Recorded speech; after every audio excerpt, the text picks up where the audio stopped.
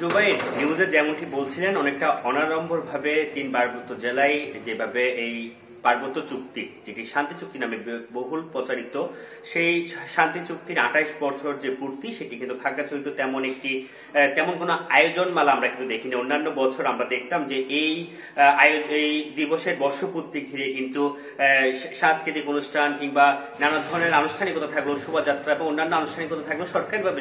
এবার কিন্তু আমরা তেমন কোন আয়োজন দেখি। নতুন এবং ফিরে আসা গ্রাহকদের জন্য নগদে চলছে ক্যাশব্যাক সহ প্রতিদিন হাজারো উপহার জেতার সুযোগ। হবে আশা আর ফেরা, সারপ্রাইজ সেরা।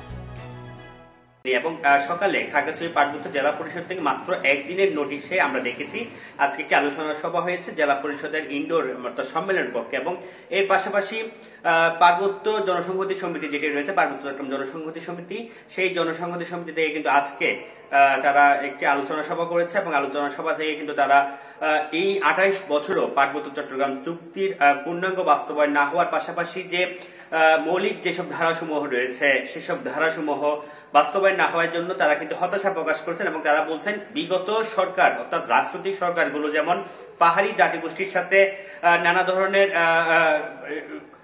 আচরণ করেছে, নানা বিমাতাসুলভ আচরণ করেছে, নেতিবাচক আচরণ করেছে পার্বত্য চট্টগ্রাম চুক্তির ইস্যুতে, বর্তমান যে অন্তর্বর্তীকালীন সরকার রয়েছে সেই সরকারও কিন্তু একই ধারায় তাদেরকে একই দৃষ্টিতে তাকাচ্ছে বলে তারা বলছেন। তারা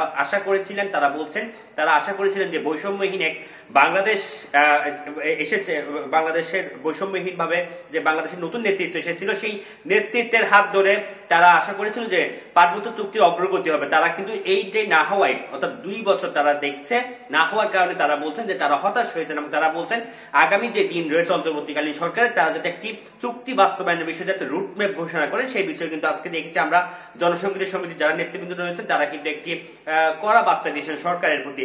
তো এই ছিল আমার কাছে খাগড়াছড়ি থেকে পার্বত্য। ধন্যবাদ আপনাকে। দর্শক, পার্বত্য শান্তি চুক্তির প্রতিষ্ঠা বার্ষিকী নিয়ে জানাতে আমাদের সাথে খাগড়াছড়ি থেকে যুক্ত হয়েছিলেন সহকর্মী নুরুস্তফা মানিক।